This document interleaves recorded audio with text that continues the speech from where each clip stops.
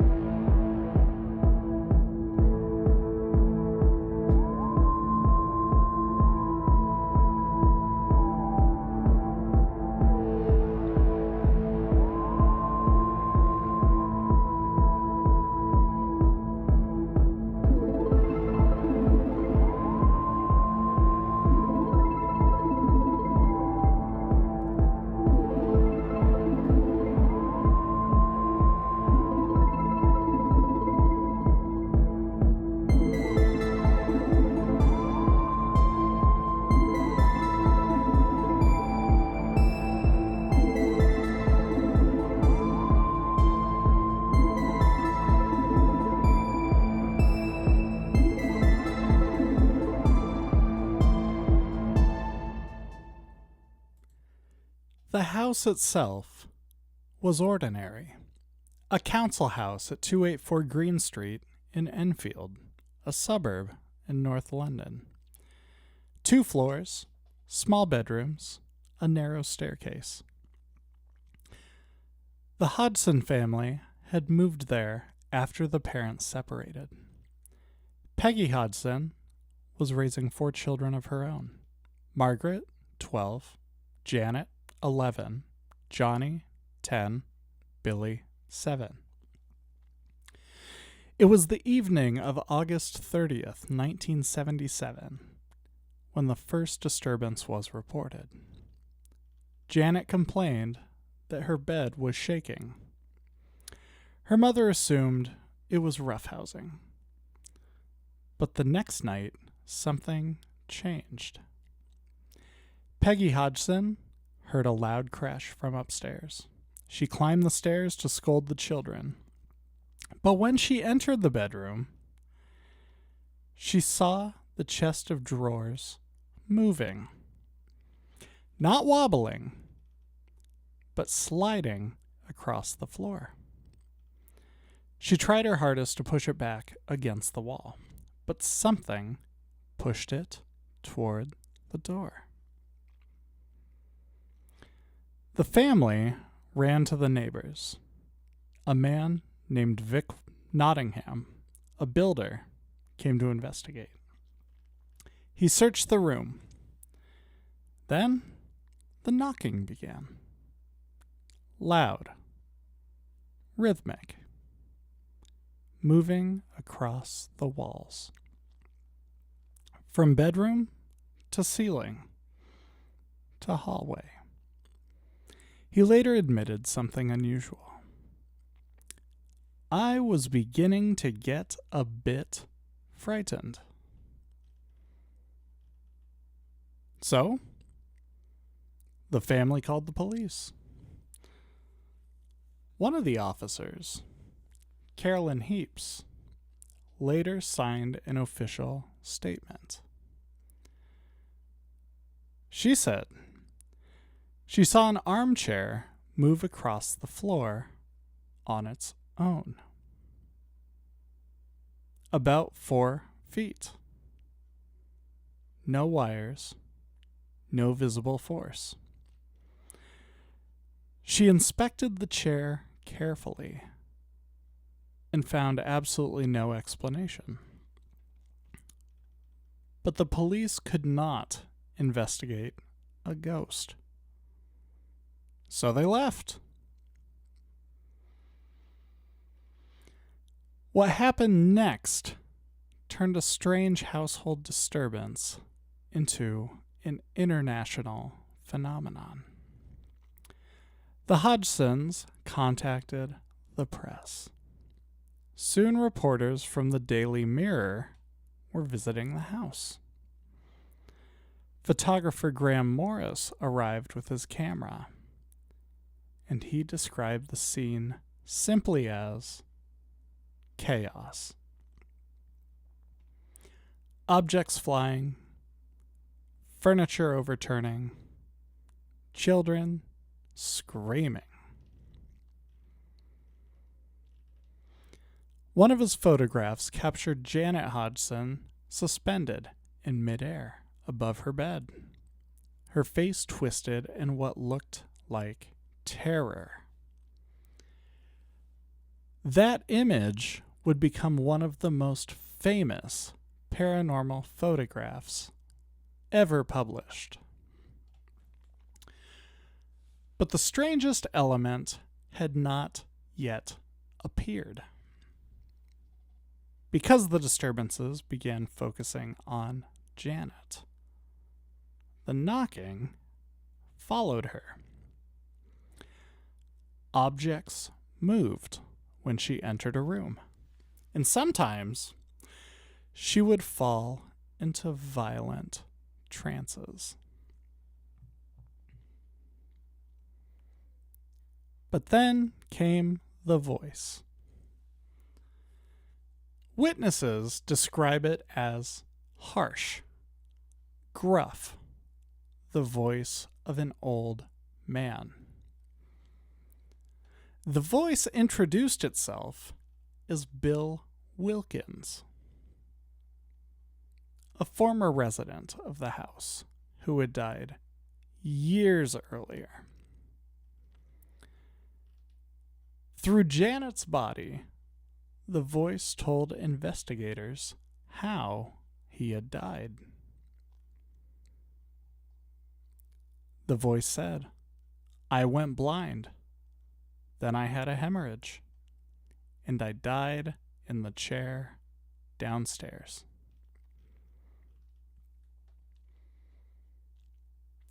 Investigators later confirmed that a man named William Wilkins had indeed died in the house in 1963. And his son contacted researchers to confirm the story. For months, the activity escalated. Furniture was thrown. Children claimed to be lifted from their beds. Cold breezes moved through sealed rooms. Matches reportedly burst into flame spontaneously. And more than 30 witnesses, including neighbors, journalists, and investigators, claimed to see objects moving without any explanation. Needless to say, the house became a spectacle. Reporters, cameras, psychics. Everyone wanted to see the Enfield Poltergeist. But the closer people looked, the stranger the story became. Because some of the investigators began noticing something else. Sometimes, the poltergeist only appeared when no one was watching. In our next segment, we're going to be getting into the investigations, more about the voices, and the doubt that surrounds this case.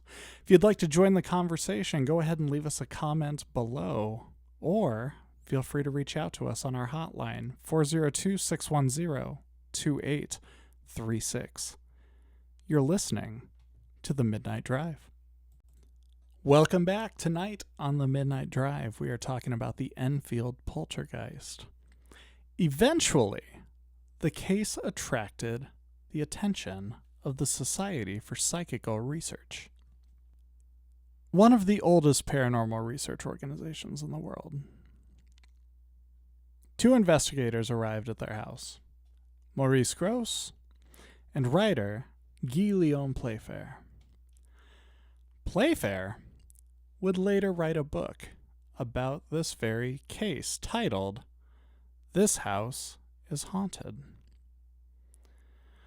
When Grosse arrived, he believed almost immediately that something unusual was happening.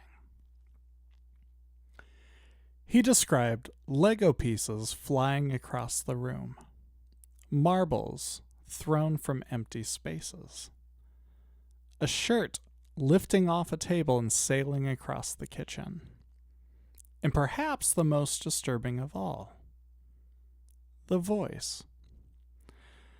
The rasping voice of Bill Wilkins speaking through Janet Hodgson. Recordings still exist today. The voice speaks in a harsh whisper, answering questions from the investigators. But not everybody was convinced. Other researchers noticed something troubling. Janet had been caught bending spoons when she thought no one was looking. She was once seen banging a broom handle against the ceiling to simulate knocking sounds.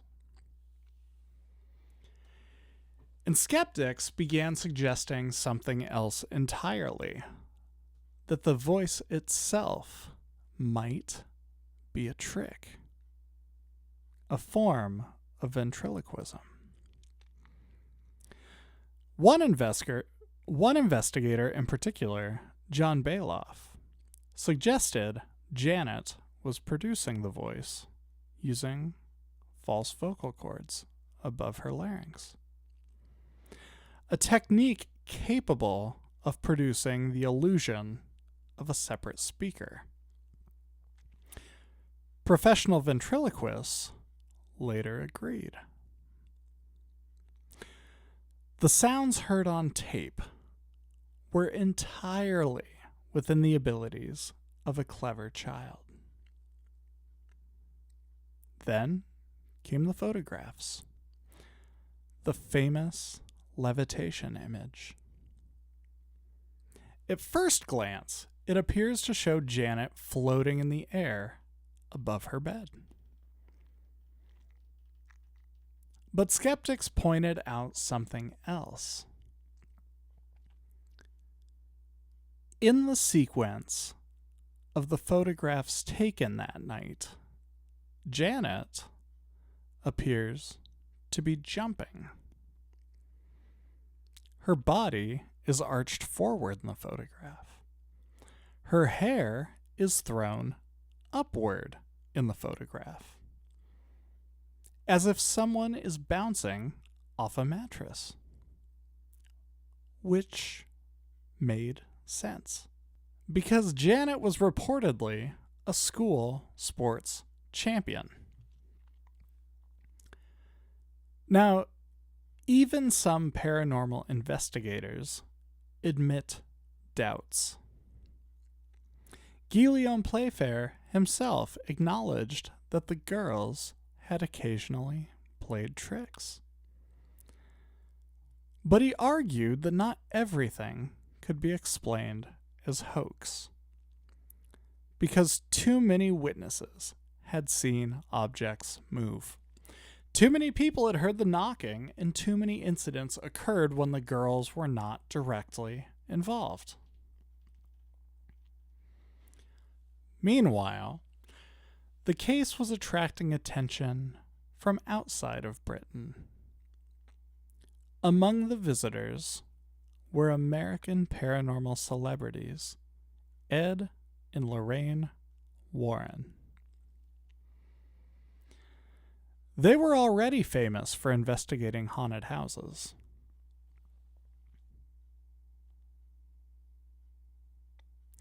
But their involvement at Enfield was brief. Critics later claimed the Warrens were more interested in the publicity potential of the case than the investigation itself. By the late 70s, the Enfield house had become something else entirely. Not just a haunting, a full-on media circus. Journalists filled the living room, photographers waited outside the door, and the children of the house were growing up under a spotlight that they never asked for. Janet would later say that the experience was traumatic. She was bullied at school. Children called her Ghost Girl. Reporters came and went through the house constantly. Her mother eventually suffered a nervous breakdown. And years later, when Janet was asked how much of the case had been faked, her answer was surprisingly precise. 2%. Just enough, she said, to see if the investigators would notice. Which leaves the Enfield Poltergeist in an uncomfortable place. Because the case, it contains elements of both genuine fear, documented trickery, eyewitness testimony, and obvious pranks.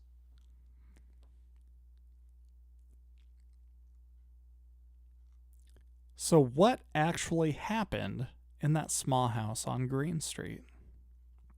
Was it a spirit? A hoax? A house under enormous psychological pressure? Or something stranger still? A moment where belief, attention, and childhood imagination all collided.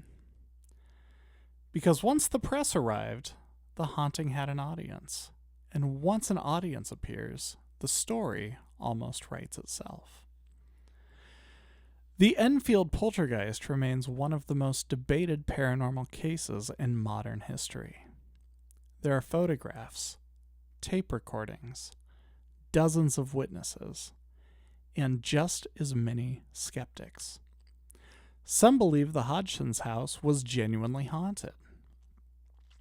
Others believe it was the work of clever children and eager journalists.